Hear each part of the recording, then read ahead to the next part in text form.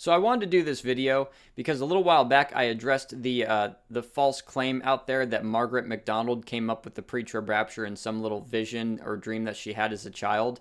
And I did a video literally going over the Wikipedia page that has the entire testimony and the recorded dream in it, showing that all the language in there has nothing to do with the pre-trib rapture and it is literally a vision of a post-trib rapture. Again, and I'll leave the video linked at the end of this video for any of you to go watch it and see the proof. Because again, she did not invent the pre-trib rapture, and I proved that definitively in that video. She was seeing the church being persecuted by the Antichrist. That is a post-trib rapture idea. Again, and that was her vision. It's very, very funny stuff. But now we're going to go ahead and take a look at the early church, because you still hear these people out there. Well, there was no teaching of the pre-trib rapture before 1800. Are you sure about that? Because we're going to see the evidence here in this video here in just a second. But this is a very common lie that you'll hear amongst these people out there, and they're just parrots. They repeat the lie and don't even look into it for themselves. Again, the whole lie is John Nelson Darby made up the pre-trib rapture in the 1800s, and that there was no prior teaching about it. We're going to show in this video definitively, thanks to this site, again, that is simply not true. And there's other works coming out that also go over this. You can get yourself a copy of the book Ancient Dispensational Truth. That has literally the same quotes, a lot of the same quotes that this one's going to go over. And shout out to Brother Solar for, again, referring me to this this site right here. And I will leave this linked in the description section below so you can go read it for yourself, because it's part of the link. These are slides here. But now we'll take a look at some of the evidence here. So we have Ephraim the Syrian, aka Ephraim or Ephraim, born in 306 and died in 373, born in Nisibis, lived in Edessa, important and prolific Syrian father, 4th century, pre-tribulational, testimony, 3 million lines of hymns, sermons, prose, wrote in Syriac, translated into Greek. Greek translations were accurate, admired for centuries after death. So here's one of his quotes, and it's crystal clear. Blessed is he who unceasingly remembers the fear of Gehenna and hastens to sincerely repent, for he shall be delivered from the great tribulation. It seems he was taking a literal approach to the scriptures, kind of like what us dispensationalists do today. But a lot of people out there like to say, well, there was no literal interpretation.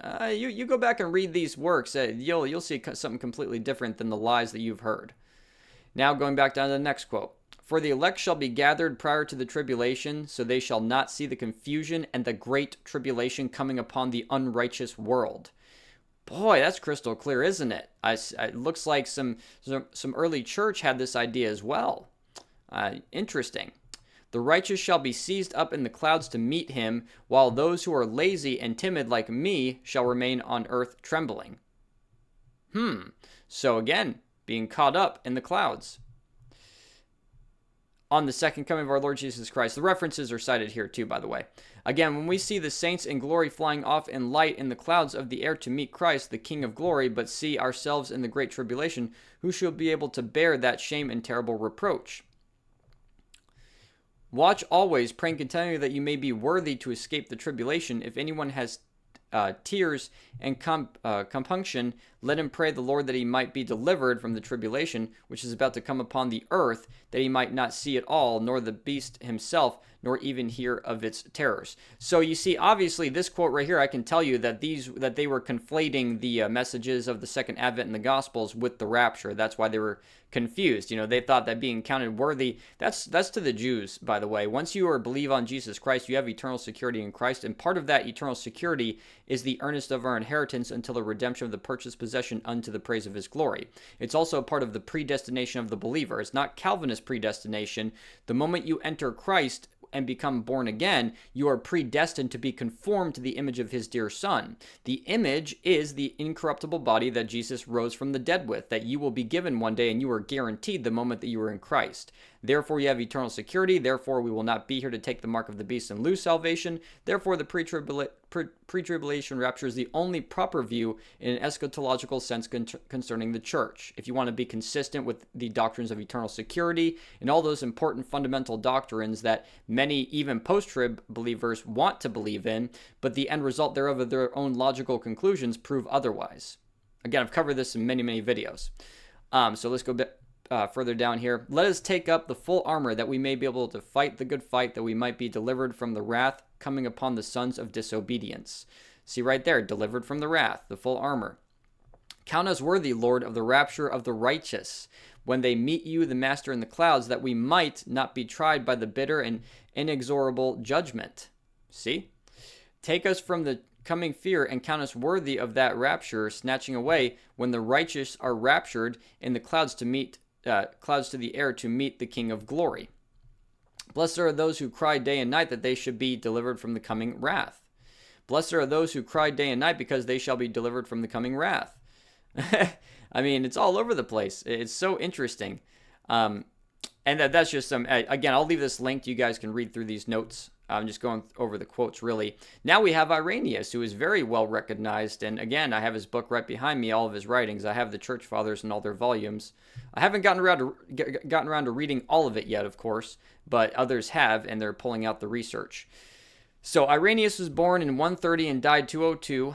Born in Smyrna, Izmir, Turkey.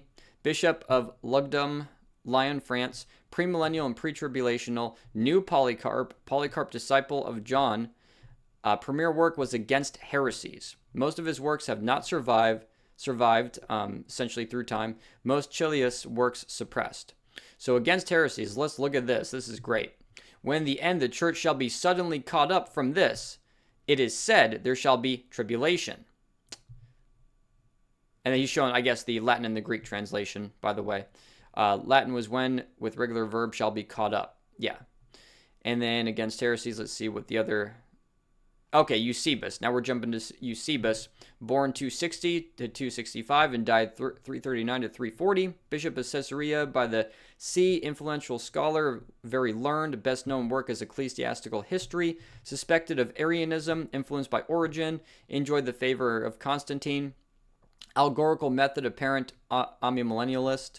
Fragments in Daniel. The Apostle Paul was moved to write in this manner on the second coming of Christ, for the Lord himself shall descend from heaven with a command, with the call of the archangel, and with the trumpet of God, and so forth. But the same apostle also set forth in order in his prophetic writings the ultimate coming of the Antichrist and his depravity, and after this the glorious appearing of our Savior.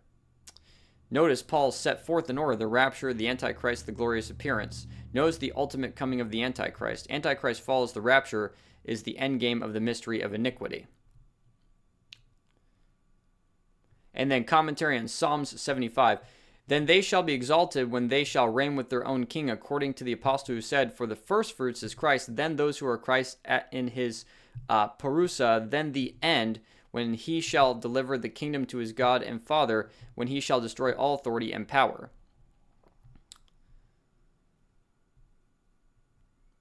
And then fragments in Luke. As all perish, then except those gathered with Noah in the ark, so also at his coming the ungodly in the season of apostasy shall perish, while according to the pattern of Noah all the righteous and godly are to be separated from the ungodly and gathered into the heavenly ark of God.